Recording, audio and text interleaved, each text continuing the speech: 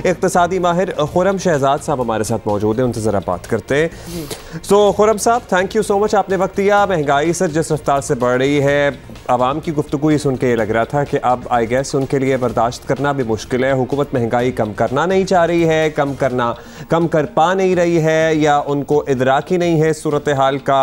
आपको क्या फैक्टर्स लग रहे हैं इस सब में से? जी देखें, महंगाई जो है वो इस वक्त पाकिस्तान के अलावा पूरी दुनिया में काफ़ी ज़्यादा हुई है, और ख़ासकर जो खाने पीने की अशिया हैं और साथ में जो तवानाई की जो है वो इन्फ्लेशन है, यानी कि एनर्जी इन्फ्लेशन जिसे कहते हैं, यानी कि तेल की कीमतों में बहुत ज़्यादा इजाफा हो गया है, गैस की कीमतों में बहुत ज़्यादा इजाफा हुआ है। और उसके अलावा जो है आप के यहाँ उनकी ये दो इश्यूज जो बड़े हैं, या दो जो फैक्टर्स हैं बड़े, तवानाई और खाने पीने की अशिया, एनर्जी एंड फूड जिसे कहते हैं, इन दोनों में जो है बहुत ज़्यादा इजाफा पिछले 6-8 महीने से होता आ रहा है। तो इसका एक इम्पैक्ट हमारे यहाँ भी, हमारे ऑफकोर्स पहले से महंगाई के प्रॉब्लम्स थे तो वो ज़्यादा हो गए हैं। देखिए, हमारे यहाँ प्रॉब्लम्स ये हैं कि कुछ मैनेजमेंट, कुछ गवर्नेंस के इश्यूज डेफिनेटली हैं जो कि हम बेहतर कर सकते थे वक्त पे डिसीजन लेके, या जो है वक्त पे अपनी सप्लाई साइड को मैनेज करके हम बिल्कुल कर सकते थे, तो हमें इतना बड़ा इम्पैक्ट शायद ना पड़ता। बट पूरी दुनिया में महंगाई है, तो अगर हम अभी भी जो है वो जो है अपने इंपोर्ट जो है वो कर्टेल नहीं करेंगे, क्योंकि सबसे ज़्यादा हमारे यहाँ ऑयल का अंसर जो है वो बहुत ज़्यादा है।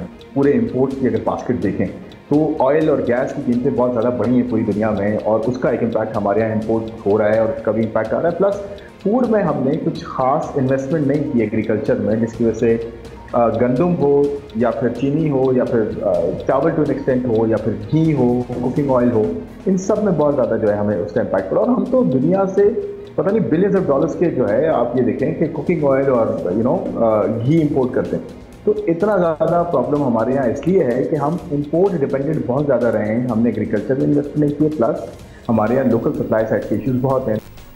ठीक है खुरम, लेकिन ये तो बताएं कि ऑब्वियसली अब हुकूमत को किसी ना किसी तौर महंगाई पर कंट्रोल तो करना ही पड़ेगा, क्योंकि लॉन्ग टर्म में तो 13% जैसे नंबर्स नहीं चल सकते। This is not fair, this is not possible. मतलब जो चीज़ आप कहना चाहते हैं कह दें, तो क्या करना चाहिए फौरी तौर पर कि कुछ नंबर्स कंट्रोल हो, कुछ आवाम को रिलीफ मिले? क्या सजेस्ट करेंगे आप? देखें, कैपेसिटी में इन्वेस्टमेंट करनी चाहिए। कैपेसिटी में इन्वेस्टमेंट जब तक नहीं होगी ह्यूमन रिसोर्स में और आपके इंफ्रास्ट्रक्चर, ये पूरी कैपेसिटी है आपकी, कि आप इसमें इन्वेस्टमेंट आज नहीं करेंगे या इन्वेस्टमेंट अट्रैक्ट नहीं करेंगे तो आपके यहाँ डॉलर का फ्लो भी नहीं होगा, या लोकल भी इन्वेस्टर नहीं आता अगर वो इन्वेस्टमेंट नहीं करता, क्योंकि रिस्क बढ़ता जा रहा है पूरी दुनिया में भी, और पाकिस्तान में भी रिस्क है ऑफ कोर्स, लेकिन at the same time opportunities हैं। इन्वेस्टमेंट कैपेसिटी में होगी ना, तो हम इंपोर्ट जो है ना अपनी सब्सटीट्यूशन भी कर सकेंगे, और इन्वेस्टमेंट प्रोडक्टिविटी के साथ हो, यानी कि आप ह्यूमन रिसोर्स को भी जो है वो कंटेन करें और उनमें इन्वेस्ट करें। थोड़ा सा लॉन्ग टर्म होगा, ये शॉर्ट टर्म नहीं है। तो इन्वेस्टमेंट जब तक नहीं होगी, और ह्यूमन कैपिटल और इंफ्रास्ट्रक्चर, और फिर वो सारे सेक्टर्स, फूड है, उस एजुकेशन है, हेल्थ है, एनर्जी है, क्लाइमेट चेंज है, और इसके अलावा बहुत सारे सब सेक्टर्स हैं, जिसमें हम ऑयल का, एनर्जी का बहुत बड़ा सेक्टर है कि हम सर्कुलर डेट को कैसे हैंडल करते हैं और इन्वेस्टमेंट करते हैं अपने इस पूरे सिस्टम में एनर्जी के, और प्लानिंग बहुत अच्छी करें कि शॉर्ट टर्म में क्या करना है, मीडियम टर्म में क्या करना है, लॉन्ग टर्म में क्या करना है। गवर्नमेंट ने किया भी था अभी बीच में, IPP कॉन्ट्रैक्ट रिवाइज किए थे, लेकिन उसका अभी क्या अपडेट है कि जब तक हम अपने फ्यूल मिक्स से ग्रीन एनर्जी कह लें या ग्रीन इकोनॉमी की तरफ नहीं जाते, सोलर पे नहीं जाते, हम सोलर पे टैक्स लगा रहे हैं, सोलर पे टैक्स कम करें, बिल्कुल ना करें, इलेक्ट्रिक व्हीकल्स की तरफ जाएं, पब्लिक ट्रांसपोर्ट इलेक्ट्रिसिटी पे करें, ये सारे बड़े आइडियाज़ हैं, बड़ी चीज़ें, लेकिन हमें करना पड़ेगा।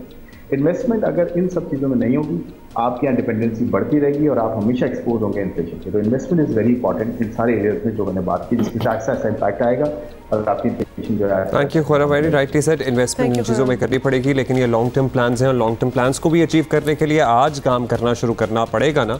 मतलब इलेक्ट्रिक व्हीकल्स हो गई, पब्लिक ट्रांसपोर्ट इलेक्ट्रिक व्हीकल्स उसमें लेके आना, और solar energy, alternative uses of energy. So ये सारी चीज़ें हैं जिस पे हमें काम करना पड़ेगा। ये हर चीज़ के एंड में हमारा पड़ेगा क्यों होता है? मतलब हम कर क्यों नहीं रहे होते as we speak?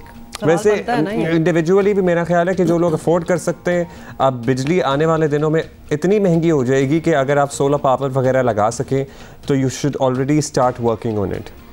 But why do we have to be pushed in that direction ना? ये भी तो एक सवाल बनता है। क्या करें, मेरी बात सुने, सर्वाइव भी तो करना है ना, सर्वाइव भी तो करना है।